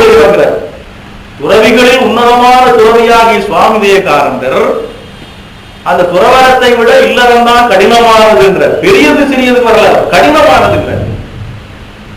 பகவான் ராமகிருஷ்ணர் சொல்லுவார், இல்வாழ்வாருடைய அந்த கடமை அப்படின்னு எவ்வளவு பொறுப்பு அவன் சுமக்க வேண்டியிருக்கிறது, எவ்வளவு கடமைகள் அவன் தலைமையில குவிந்து கிடக்கின்றன. அவ்வளவுக்கும் நடுவில் அவன் கடவுள் நினைக்கிறதுங்கிறது சாதாரண விஷயமா என்று சொல்லிவிட்டு அதுக்கு ஒரு எடுத்துக்காட்டு சொல்றாரு. தெருவில் ஏதோ ஒரு ஊர்வலம் போகுது, கல்யாண ஊர்வலமோ அது ஏதோ ஒரு ஊர்வலம் நாடங்களோட பாட்டங்களோட போயிட்டு இருக்கு. அது போனா எல்லாரும் நின்று வேடிக்கை பார்க்கறது இயல்புதான, மனித இயற்கை தானே. ஒரு கூட்டம் போகுது தெருவில், அது ஆட்ட பாட்டங்களா இருக்குது, யாராலும் பார்க்கணும்னு தோணும். அப்படி பார்க்கிற மனிதர்கள்ல ஒரு மனிதன் அவனுக்கு ஒரு விதமான சுமையும் இல்லை, வெறுங்கையோட இருக்கிறான். சும்மா போயிருந்த கையை வீசிட்டு போயிருந்தான், இந்த ஊர்வலம் வந்துட்டு அப்படியே நின்று வேலைக்கு பார்த்துக்கலாம் அப்படிங்கிறான். ஆனந்தமா ரசிச்சுட்டு இருக்கிறாங்க. இன்னொருத்தான் அங்கே இருந்து வந்தான், அவன் தலையில விறகு கட்டு சுமந்துக்கிட்டு வரான். சுமக்க முடியாத சுமை, சீக்கிரம் கொண்டு போய் இறக்கிட்டா போதும்னு வந்தான். வந்த வழியில இதை பார்த்தான், அவனுக்கும் அதை பார்க்கணும்னு ஒரு ஆசை வந்துட்டு அவன் சுமந்துக்கிட்டே பார்த்துட்டு இருக்கிறான். இது அழுத்துதுங்க, அவ்வளவு பாரத்தையும் சுமந்து கொண்டு அதுல ஒரு சில நிமிடங்களை அவன் செலவு பண்றான். அப்ப அது கடினமா இது கடினமா? வெறுங்கையோட போனவன் பார்க்கறது எவ்வளவு நேரம்னாலும் நிக்கலாம், பாரத்தை சுமந்து கொண்டு பார்க்கிறவனாலும் அவ்வளவு நேரம் நிக்க முடியாது. ஆனாலும் சிறிது நேரம் அதற்கென்று அவன் ஒதுக்குகிறான் அல்லவா? அதை போலத்தான் துறவிக்கு வேற ஒரு பொறுப்பும் கிடையாது. கடவுளை நினைக்க வேண்டியது, கடவுளுக்கு சேவை செய்ய வேண்டியது, கடவுளுக்கு அடியார்களுக்கு சேவை செய்ய வேண்டியது, இது தவிர அவனுக்கு எந்த பொறுப்பு இருக்கிறது ஒண்ணுமே இல்லையே. சுகமான வாழ்க்கை எல்லாம் வாழ்ந்துட்டு இருக்கிறான். சுவாமி சொல்றாரு, துறவி ரொம்ப சுகமா வாழ்ந்துட்டு இருக்கான். அவன் படுற மாதிரி அவனுக்கு எல்லாம் தெரியும்.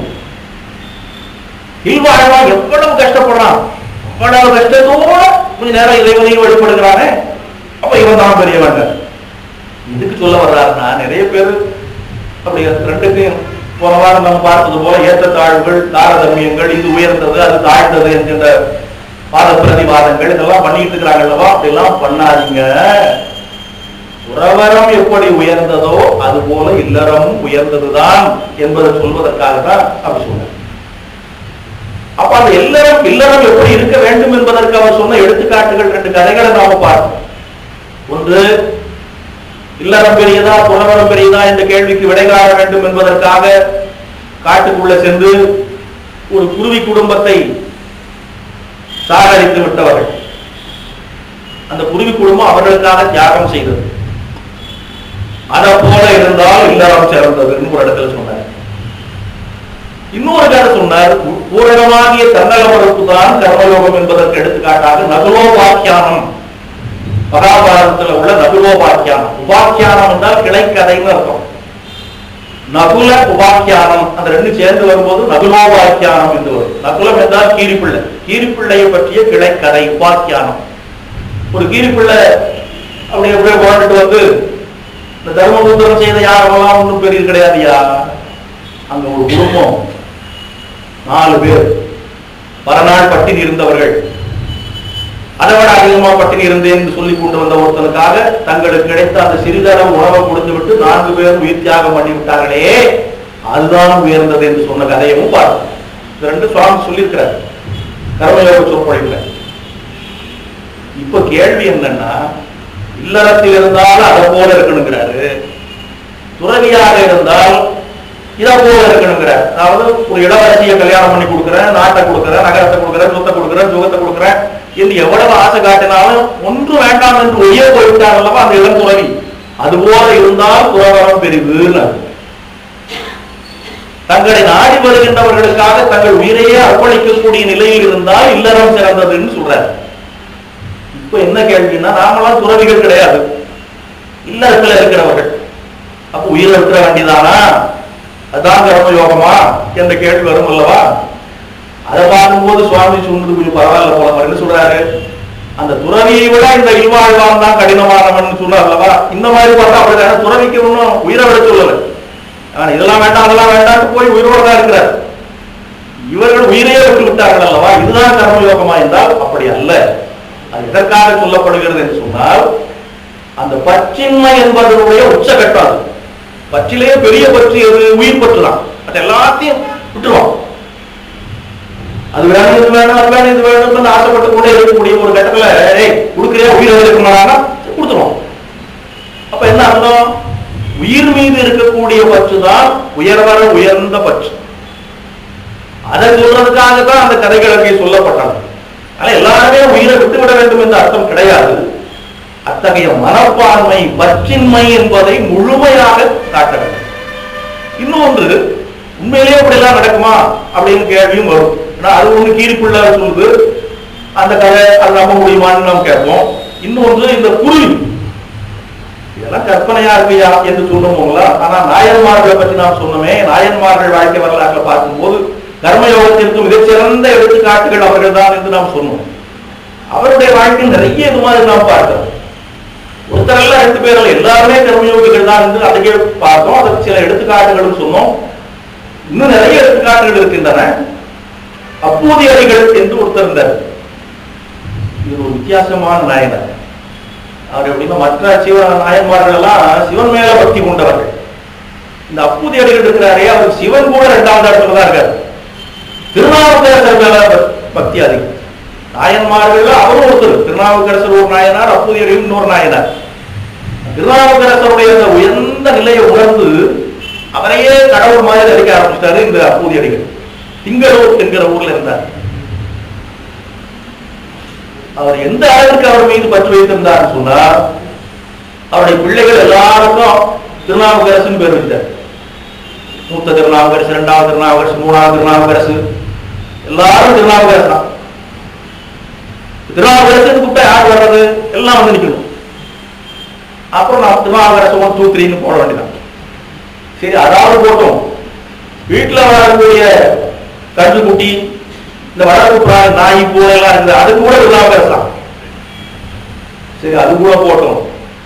இந்த கருவிகள் அளந்து போடுற படி மரக்கால்லாம் இருக்குமே, அதுலயும் திருநாவுக்கரசு தான் எழுதி வச்சிருப்பாரு. அவர் இந்த உலகத்துல திருநாவுக்கரசு தவிர வேற ஒண்ணுமே கிடையாது. அப்படிப்பட்ட பக்தி கொண்டவர். கோடை காலத்துல தண்ணீர் பந்தல் வைத்தார். அதுல திருநாவுக்கரசு தண்ணீர் பந்தல் அப்படின்னு எழுதிட்டார். எதிர்பாராம திருநாவுக்கரசரே வந்துட்டாங்க. பார்த்தா திருநாவுக்கரசு என்ன யாரு ஆச்சரியமா இருக்குது. இவருக்கு அதுக்கு சம்பந்தமே இல்லை. அவருக்கு மோர் நீர் வாங்கி குடிச்சிட்டு போலான்னு வந்தாரு. அது பார்த்தா மோர் இல்ல, அங்க பேர் இருக்கு.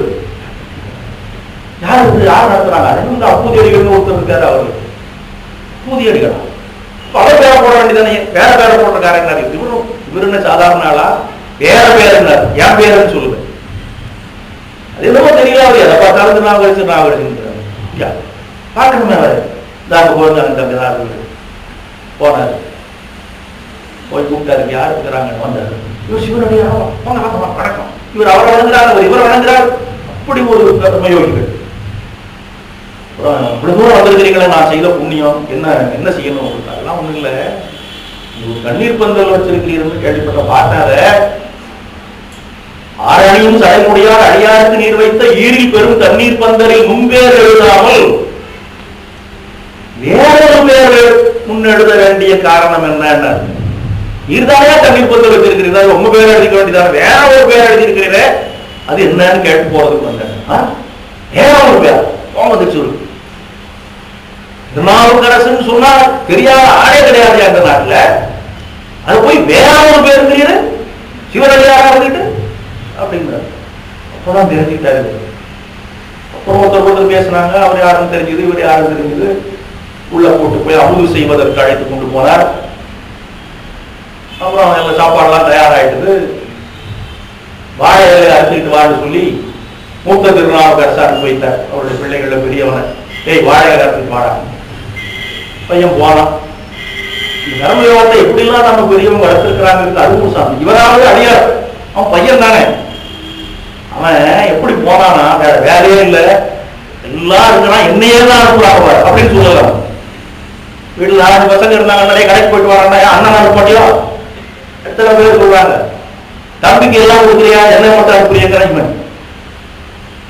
அப்போ ஆனா அவன் என்ன சொன்னா, நல்ல தாய் தந்தை ஏவ நான் இது செயற்பெற்றேன் அப்படின்னா.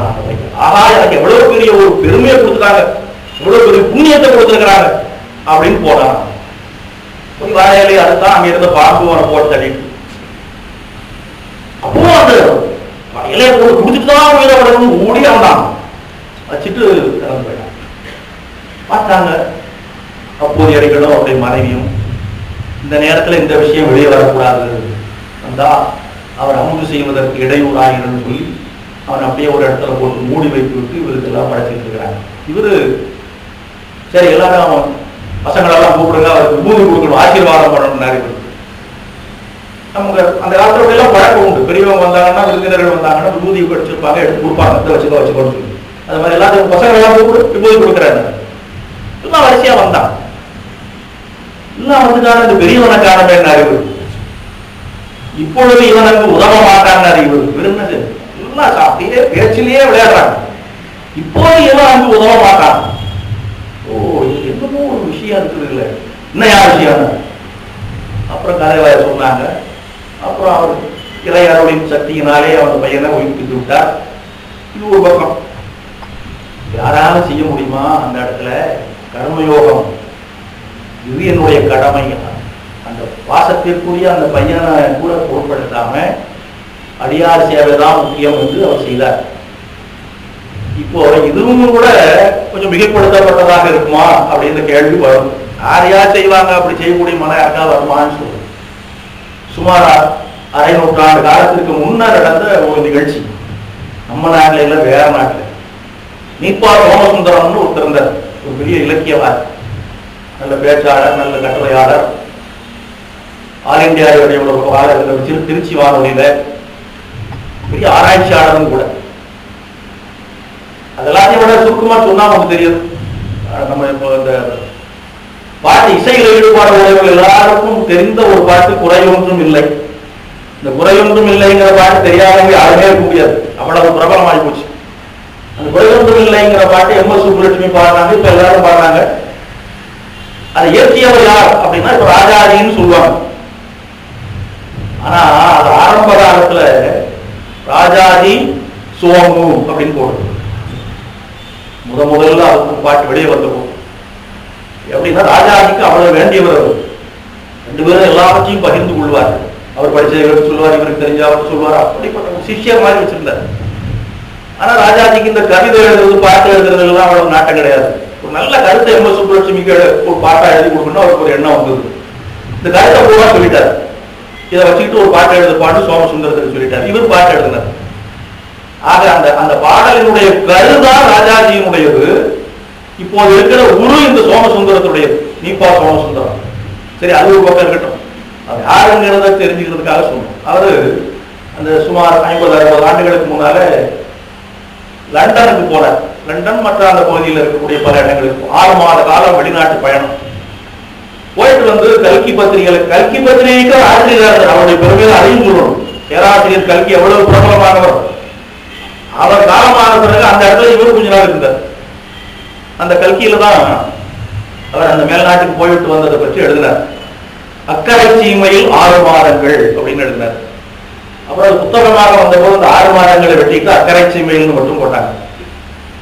அதுல ஒரு நிகழ்ச்சியை சொல்றாரு. அவரு ஏதோ ஒரு ஊர்ல, லண்டன்லயோ அல்லது அது மாதிரி வேற ஒரு ஊர்ல அங்க தங்குவதற்கு என்று ஒரு வீட்டுல ஏற்பாடு செய்திருக்கிறார். இங்க இருந்து போகும்போது எல்லாத்தையும் கடிதம் வாங்கிட்டு போவாங்களோ, அது மாதிரி இந்த இடத்துல எல்லாருடைய வீட்டுல தங்குவது என்று ஏற்பாடு ஆகியிருக்கிறது. அந்த வீட்டினுடைய தலைவர் இல்ல, ஒரு அம்மா தான் இருக்கிறாங்க. அவங்க ஒரு விருந்தோம்பல் ரொம்ப உயர்ந்த, வெளிநாட்டிலே அப்படிலாம் இருக்கிறாங்க. அதனாலதான் சுவாமிஜிக்கு அவ்வளவு சிறப்பெல்லாம் கிடைத்தது. இல்லைன்னா அவங்க என்ன ஆயிருப்பாருன்னே தெரியாது. இவர் அந்த வீட்டுக்கு போயிட்டார். அந்த அம்மா வரவேற்று உட்கார வச்சு நல்ல விருந்தோம்பல், நம்ம தமிழ்நாட்டில் எப்படி செய்வாங்களோ அது மாதிரி. ஆனா அவங்க முகம் அப்படி சோகமயமா இருக்கு.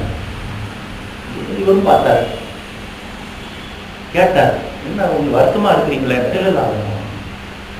இல்ல இல்ல இது திருநாவுக்கரசர் கேட்ட மாதிரி கேட்கிறாரு. அவர் என்னமோ அங்க இருக்குது, சொல்லுன்னு கேட்டாருல்லவா, அது மாதிரி அவரும் சொல்லுன்னு பிறகு கடைசியாக இதே கதை தான். அந்த அம்மாவுடைய மகன் அப்பதான் இறந்து போயிருக்கான். அதை மறைச்சு வச்சுட்டு அப்புறம் சொன்னா இவர் குறைபாடுகள்ங்கிறதுனால, நம்முடைய இந்த விருந்தோம்பும் பண்பிற்கு இடையூறு வந்துவிடக் கூடாதுங்கிறதுனால அவ்வளவும் செய்தாங்க. அப்பதான் இவர் பிராமணன் எழுந்திரிச்சிட்டாரு. நீங்க உங்களுடைய உயர்ந்த பண்பை வெளிப்படுத்திட்டீங்க, நான் அதை ஏற்றுக்கொண்டு என்னை பண்பு அற்றவன் காட்டிக்கணும்னு நினைச்சீங்களா? இவர் நான் அவளை வட்டமான ஆள் நினைச்சிட்டீங்களா? இந்த மாதிரி இடத்துல அவன் சாப்பிட முடியுமான்னு அதே கண்ணீர் ததும்ப அவங்க விடை கொடுத்தாங்க. அப்போ இது எல்லாமே அதாவது அதிகமா நடைபெற முடியாதுன்னு சொல்லலாமே தவிர முற்றிலுமே சாத்தியம் இல்லைன்னு சொல்ல முடியாது. முழுக்க முழுக்க கற்பனை என்று தவிர்த்து விட முடியாது. இது போன்ற நிகழ்வுகள் இந்த காலத்திலையும் வேற நாட்டுல கூட நடக்கிறதுன்னு சொன்னால் அந்த காலத்துல நம்ம நாட்டுல நடந்ததுல ஒன்றும் ஆச்சரியமே கிடையாது. சரி, அது ஒரு புறம் போட்டோம். இருந்தாலும் கூட மீண்டும் இந்த கேள்வி வரதான் வரும். இது எல்லாருக்கும் ஏற்ற ஒரு நெறியா என்ற கேள்வி வருது. சரி, அப்போ இது ஏற்றதா இல்லையாங்கிறத விட்டுட்டாலும் நாம ஏற்கனவே சொன்னது போல இதனுடைய அடிப்படை என்னன்னா அந்த பற்றின்மை தான். அந்த மகன் மேல இருக்கக்கூடிய பற்றை ஒரு பக்கம் ஒதுக்கி வைத்து விட்டு தானே செய்ய முடிந்தது. அதை போல தான் செய்கின்ற செயலின் மீது பற்று வைக்காமல், அதன் பலன் மீது பற்று வைக்காமல், அதனால் தனக்கு என்ன கிடைக்கும் என்ற எதிர்பார்ப்பு இல்லாமல் ஒரு செயலில் ஈடுபட முடியுமானால் அது கர்மயோகம். அப்போ இதுக்கு என்ன வழி? பற்றுக பற்றற்றான் பற்றினை அப்பற்றை பற்றுக பற்று விடற்கு. திருவள்ளுவர் தெளிவா சொல்லிட்டார். பற்றுக்களை நீக்குவது அவ்வளவு சுலபம் இல்லை. ஒரு பற்று போகணும்னா இன்னொரு பற்றை பிடிச்சுக்கணும். பற்று வெகு விதமாகி ஒன்றை விட்டு ஒன்றினை பற்றி உடல் கிருமி போல பாழ்நிந்தை பெற்றான் அப்படின்னு தாய்மார்கள் சொல்றாரு. பற்று வெகு விதமாகி ஒன்றை விட்டு ஒன்றினை பற்றி உடல் கிருமி. இந்த கிருமி சின்ன புழு சூட்டுட்டு இருக்கும். அது ஒரு இடத்துல இருக்குதுன்னா இன்னொன்று பிடிச்சுக்கிட்டு தான் விடும். ஒன்றை அப்படி பிடித்துக் கொண்டு இருக்கும். அது எப்போது விடும் என்றால் இன்னொன்று பிடித்த அப்பதான் விட முடியும். ஒன்றை விட்டு ஒன்றினை பற்றி உடல் கிருமி போல என்னுடைய மனம்ங்கிறாரு தாய்மானவர். இந்த மனசு இருக்குதே அது ஒன்றை பற்றி கொண்டே இருக்கும். வேற ஒன்றை பற்றும் போது இது இருக்கும். ஒன்றை விட்டு ஒன்றினை பற்றி உடல் கிருமி போல இந்த பாழ் சிந்தைன்னு சொன்னார். அப்போ எல்லா பற்றுகளும் போய்விட வேண்டும் என்றால் மிக உயர்ந்த ஒரு பற்றை பிடித்துக் கொள்ள வேண்டும். அது கடவுள் மேல உள்ள பற்றுதான். பற்று அற்றான் பற்று பற்றுக பற்றற்றான் பற்றினை அப்பற்றை பற்றுக பற்று விட. இந்த பற்றுகளை எல்லாம் விடுவதற்கு அந்த பற்றை பிடித்துக் கொள்ளுங்கள் என்று சொல்கிறார். இதைத்தான் பகவான் ஸ்ரீ ராமகிருஷ்ணர் சொல்றார். சென்ற வாரத்தில் சொன்னோம், ஸ்ரீ ராமகிருஷ்ணரின் அமுத மொழிகளில் இருந்து சில கருத்துக்களை சொல்வோம் என்று சொன்னோம். இதுதான் இந்த பற்று விடுவதற்கு ஒரு மனிதன் என்ன செய்ய வேண்டும் என்பதை அவர் சொல்றார். மகேந்திரநாத் குப்தா ஸ்ரீ ராமகிருஷ்ணரின் அமுத மொழிகளை குறித்து வைத்தவர். அவர் கேட்டார் ஒரு நாள், இல்லறத்தில் வாழ்வது எப்படி சுவாமின்னு கேட்டார். அதுக்கு அவர் சொன்னார், எல்லா கடமைகளையும் செய், மனத்தை இறைவனிடத்தில் வைத்து விடு. இல்லறத்தில் இருக்கும்போது தவிர்க்க முடியாது, எல்லாம் செய்து ஆகணும். ஒவ்வொரு கடமையும் செய்ய வேண்டும். மனசு மற்றும் இறைவனிடத்தில் இருக்க வேண்டும். எது போல என்றால் நம்ம அடிக்கடி சொல்ற ஒரு உதாரணம் சொல்றாரு, பணக்கார வீட்டு வேலைக்காரியை போல. பணக்கார வீட்டுல வேலைக்காரி வேலை எல்லா வேலையும் செய்வான். அந்த வீட்டுல இருக்கிற பெண்களுக்கு தெரியாதோ அவருக்கு தெரியும். எந்த நேரத்தில் யாருக்கு என்ன கொடுக்கணும், இந்த பையனுக்கு என்ன கொடுக்கணும், அந்த பிள்ளைக்கு என்ன கொடுக்கணும், முதலாளி எத்தனை மணிக்கு வருவாரு, அவர் காஃபி கொடுக்கணுமா டீ கொடுக்கணுமா, இதெல்லாம் அந்த வீட்டம்மாவுக்கு கூட தெரியுமோ தெரியாத வேலைக்காரிக்கு தெரியும். அந்த பையன் எந்த நேரத்தில் விளையாடுவான், எந்த நேரத்தில் படிப்பாங்கிறதெல்லாம் நம்ம கேட்டது வச்சானா இதுதான் சொல்லணும். இவ்வளவு ஈடுபாடு குடும்பத்தில். ஆனால் அவருடைய மனம் பூராவும் கிராமத்தில் இருக்கக்கூடிய தன்னுடைய வீட்டைத்தான் நினைத்துக் கொண்டிருக்கும். இது ஏன் வீடு, இந்த பையங்களாம் ஏன் பையங்க அப்படின்னு சொல்லிட்டு இருப்பா. ஆனா உண்மையில அதுதான் என் வீடு, அங்கு இருக்கிற என்னுடைய பிள்ளைகள் தான் என்னுடைய பிள்ளைகள் என்பது அவளுக்கு தெரியும். அதுபோல நீ உன்னுடைய உலக கடமைகளை செய்து கொண்டே இரு. எல்லா கடமைகளையும் செய்து மனைவி மக்களோடு வாழ்ந்து கொண்டிரு, உற்றார் உறவினர்களோடு வாழ்ந்து கொண்டிரு, எதையும் தவிர்க்க வேண்டாம்.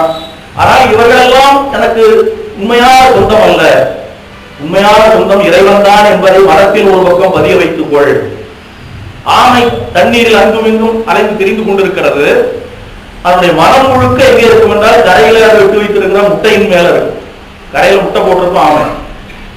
அதுல இருந்து அந்த வெளியே வருகிற வரைக்கும் இது அப்போ போய் போய் பார்த்துட்டே இருக்கும். ஆனா இது தண்ணீர்ல தான் உலாவி கொண்டு இருக்கும். தண்ணீரில் அது உலாவி கொண்டிருந்தாலும் அதனுடைய மனம் கரையில் இருக்கக்கூடிய இதனுடைய முட்டையில் இருக்கிறது அல்லவா. அதை போல இந்த உலக வாழ்க்கையிலே வாழ்ந்து கொண்டே இரு, மனசு மட்டும் இறைவனிடத்திலே வைத்துக் கொள் என்று சொன்னார். பலாப்பழத்தை அறுப்பதற்கு முன்னால கையில எண்ணெயை தடவி கொண்டு அறுப்பதை போல உலக வாழ்க்கையில் ஈடுபடுவதற்கு முன்னால பக்தியை வளர்த்துக்கொள். பக்தி என்ற எண்ணெயை தடவி கொண்டு பலாப்பழம் என்கின்ற உலக வாழ்க்கையை அறுத்தால் அதில் இருக்கக்கூடிய துன்பங்கள் என்கிற பிசின் கையில ஒட்டி கொள்ளாது. ஆனந்தமா பலாப்பழத்தை ரசிச்சு சாப்பிடலாம். அந்த பக்தி என்கிற எண்ணெயை பூசிக்கொள் என்று சொல்றார். இல்லறம் என்பது தண்ணீரை போல, மனம் என்பது பாலை போல. பாலையும் தண்ணீரையும் கலந்து விட்டால் பிரிக்க முடியாது. அந்த பால் தூய்மையான பாலாக இருக்காது, கலப்பட பாலாகத்தான் இருக்கும். அதே போல மனம் என்கின்ற பாலை இந்த இல்லறம் என்கின்ற தண்ணீரில் கலந்து விட்டால் பிரிக்க முடியாது. அதனால் அதே பாலை தயிராக்கி அந்த தயிரை கடைந்து வெண்ணெய் எடுத்து அந்த வெண்ணெயை தண்ணீர்ல போட்டு வைத்தால் தண்ணீர்ல ஒட்டாமல் அது மிதந்து கொண்டிருக்கும். அதுபோல சாதனைகளின் மூலமாக பக்தி ஞானம் என்கின்ற வெண்ணெயை எடுத்து அந்த உலக வாழ்க்கையில் இதே மாதிரி அப்புறம் வாழ்ந்து கொண்டிருக்கலாம். தண்ணீரில் போட்டு வைப்பது போல இதே வாழ்க்கையில் இருந்து கொண்டிருந்தாலும் அது ஒட்டாது, தனியாக இருக்கும். அப்படி பக்தியை வளர்த்துக் கொள்ள வேண்டும், ஞானத்தை பெருக்கிக் கொள்ள வேண்டும். இதற்கு தொடர்ந்து சாதனையில் ஈடுபட வேண்டும். அவ்வப்போது உலக வாழ்க்கையை பற்றி விசாரித்துக் கொள்ள வேண்டும். நமக்கு நாமே விவேகத்தை வளர்த்துக் கொள்ள வேண்டும். இது நிலையானதா, அது நிலையானதா, உண்மையில் எப்போதும் நிலையாக இருப்பது எது, நிலை அற்றது எது என்பதை அவ்வப்போது நம்முடைய மனத்திலே நாம் சிந்தித்து ஆராய்ந்து தெளிவு பெற்றுக் கொண்டே இருக்க வேண்டும். 3 விதமான பற்றுக்கள் ஒன்று சேர்ந்தது போல ஒரு பற்றை வளர்த்துக் கொள்ள வேண்டும். தாய்க்கு குழந்தையினிடத்திலே இருக்கக்கூடிய பாசம், மனைவிக்கு கணவனிடத்திலே இருக்கக்கூடிய பாசம், உலகியல் ஈடுபாடு மிகுந்த ஒரு மனிதனுக்கு உலகியல் பொருட்களிலே இருக்கக்கூடிய ஈடுபாடு, இந்த 3 ஒன்று சேர்ந்தது போல கடவுளினிடத்திலே பக்தியை வளர்த்துக் கொண்டால் உனக்கு ஒரு முறையும் கிடையாது, ஆனந்தமாக வாழ்ந்து கொண்டிருக்கலாம். எல்லாவற்றுக்கும் மேலாக ஒரு பூனைக்குட்டியை போல இருந்தா போதும். கடைசியா ராமகிருஷ்ணன் இருக்காரு, மேல இருந்து வருவார், எல்லாரும் கீழே இருந்து மேல போவாங்க, இவரு அப்படியே மேல இருந்து கீழே வந்து என்ன தெரியும் அவருக்கு, எல்லாம் சொல்லும் போது சரி சரிவாங்க. அப்புறம் போகும்போது இதெல்லாம் ரொம்ப கஷ்டமா தெரியுதேன்னு வந்துடும். அதனால அவர் என்ன பண்ணுவாங்க, முதல்ல அதை பண்ணு இதை பண்ணுன்னு சொல்லிட்டே வந்து ஒண்ணும் முடியலையா பேசாம இருந்து போட்டு. அதான் சொல்றாரு, அந்த பூனைக்குட்டி எப்படி கிடக்கு மியாமியான்னு கத்து, அது தவிர வேற ஒன்னும் அதுக்கு தெரியாது. அந்த கத்துறதே தாய்க்கு தெரிஞ்சு போகுது. அந்த மியாவிலேயே அத்தனை விதமான மியா இருக்கு. ஓ இது பசிக்குது, உடனே கூட வந்து பால் கொடுத்தது, இது பயந்துகிட்டுது, உடனே அதுக்கு வேற ஏதாவது கொண்டு வச்சது. அப்ப அந்த மியாமியா என்று கத்துவதை தவிர வேறு எதுவுமே செய்யாமல் சரணாகதி மனப்பான்மையோடு கிடக்கின்ற பூனைக்குட்டியை போல நீங்களும் இறைவனை அவ்வப்போது அழைத்து கொண்டு பேசாம இருந்தீங்கன்னா போதும், உங்களுக்கு வாழ்க்கையில ஒரு விதமான துன்பமும் வராது. அந்த கடவுளையே பற்றி இருக்கக்கூடிய மனப்பான்மை வளர்ந்து கொண்டே வரும், மற்ற பற்றுகள் எல்லாம் நீங்கி போய்விடும். இப்படி மிக எளிமையாக இல்லறத்தில் வாழ்வதற்கான வழியை அவர் காட்டியிருக்கிறார். ஆகவே இல்லறம் என்பது அந்த துறவரத்திற்கு நிகரான பெருமை உடையதுதான் என்பதைத்தான் பல்வேறு எடுத்துக்காட்டுகள் மூலமாக பார்த்தோம். பகவான் ஸ்ரீ ராமகிருஷ்ண சுவாமி விவேகானந்தர் அதைத்தான் வலியுறுத்தியிருக்கிறார்கள். இவற்றுள் எதை செய்தாலும் முறையாக செய்தால் அது கர்மயோகம். அந்த கர்மயோகத்தின் மூலமாக அடைய வேண்டிய இறுதி லட்சியம் எது என்றால் பரிபூர்ணமான பற்றின்மை. அந்த பற்றின்மையின் மூலமாக அடையக்கூடியதுதான் முக்தி என்பது. இதை இந்த கர்மயோகம் மட்டும்தான் கொடுக்குமா என்று சொன்னால் இல்லை என்று சொல்றார் சுவாமி. கர்மயோகமானாலும் ஞான யோகமானாலும் பக்தி யோகமானாலும் முறையாக செய்ய வேண்டும், பயிற்சி செய்ய வேண்டும் என்று சொல்றார். அதாவது கேட்டல், சிந்தித்தல், பயிற்சி செய்தல் என்று சொல்றார். எந்த யோகமா இருந்தாலும் முதல்ல அதை பற்றி கேட்கணும், கேட்டவரை கொஞ்சம் சிந்திக்க வேண்டும், அதை பற்றி எப்படி செயல்படுத்துவது என்பதை அப்புறம் செயல்படுத்த வேண்டும். எந்த அளவுக்கு நாம் செயல்படுத்துகிறோமோ அந்த அளவுக்கு குறிக்கோளை நோக்கி நாம் விரைந்து முன்னேறுவோம். எல்லா யோகங்களுமே அந்த ஒரே குறிக்கோளை நோக்கித்தான் அழைத்து செல்கின்றன என்று இந்த கர்மயோகத்தினுடைய முடிவுரை பகுதி போல அவர் சொல்லியிருக்கிறார். ஆகவே சில வாரங்களாக நாம் கர்மயோகத்தை பற்றி சிந்தித்தோம். மீண்டும் எல்லா யோகங்களும் ஒரே குறிக்கோளை நோக்கித்தான் அமைகின்றன என்று கூறியிருப்பதற்கு இணங்க சுவாமிஜியினுடைய பார்வையிலே ஞான யோகம் என்பதை பற்றி பார்ப்போம். ஆனால் அதற்கு சில வாரங்கள் ஆகும். ஏனென்றால் அடுத்த சனிக்கிழமை சைத்தன்யரை பற்றி பார்க்க இருக்கிறோம். வருகிற 5ஆம் தேதி வங்காள மாநிலத்தில் ஸ்ரீ ராமகிருஷ்ணருக்கு முன்னாலே தோன்றிய அவதார புருஷராகிய கிருஷ்ண சைத்தன்யருடைய பிறந்த நாள். அதை முன்னிட்டு வருகிற சனிக்கிழமை கிருஷ்ண சைத்தன்யரை பற்றி பார்ப்போம். அதற்கு அடுத்த வாரத்தில் சுவாமி யோகானந்தருடைய பிறந்த நாள். பகவான் ஸ்ரீ ராமகிருஷ்ணருடைய நேரடி சீடர்கள் ஒருத்தர். அதனால் அடுத்த சனிக்கிழமை, அதாவது 14ஆம் தேதி சுவாமி விவேகானந்தரும் யோகானந்தரும் என்பதை பற்றி பார்ப்போம். அதற்கு அடுத்த வாரத்தில் வெள்ளி, சனி, ஞாயிறு ஆகிய 3 நாட்களிலும் செல்வி ருக்மணி பகவான் ஸ்ரீ ராமகிருஷ்ணரை பற்றிய தொடர் சொற்பொழிவுகள் இருக்கிறார்கள். ஆகவே அந்த வாரம் நம்முடைய வகுப்பு இருக்காது. அதற்கு அடுத்த சனிக்கிழமை ராமநவமி வருகிறது. அதனால அன்றைக்கு ராமநாம சங்கீர்த்தனம் நடைபெறும். இருந்தாலும் அந்த ஞாயிற்றுக்கிழமை அன்றைக்கு ஒரு சொற்பொழிவு இருக்கும். பெரும்பாலும் ராமாயணம் சார்ந்ததாக இருக்கலாம். அதற்கு அடுத்த சனிக்கிழமை ஞான யோகத்தை பார்ப்போம்.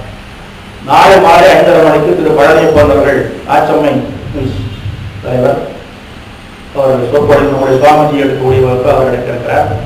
அவர் கணிதத்தையும் ஆன்மீகத்தையும் இணைந்து உரை நிகழ்த்திருக்கிறார். அதில் அனைவரும் கலந்து கொள்ளுமாறு சுவாமி சார்பில் கேட்டுக்கொள்கிறேன். சீர்பெருகு வங்க நிலம் சிறக்க வந்தோம், ஸ்ரீராம கிருஷ்ணபதம் சிறமேற்கொண்டோம், வாக்குகளும் வேதாந்த பயிர் வளர்த்தோம், பாரதத்தின் பெருமை எங்கும் பரவச் செய்தோம், வேர்பறிய எதிர்வாதம் விரித்து கூறி வீண்வாதம் செய்பவரை வாதில் வென்று வெற்றி தாழ்புனைந்த தவயோகி வேதாந்தம் தாழ்பணிந்து வாழ்வோம் இத்தரணி மீதே.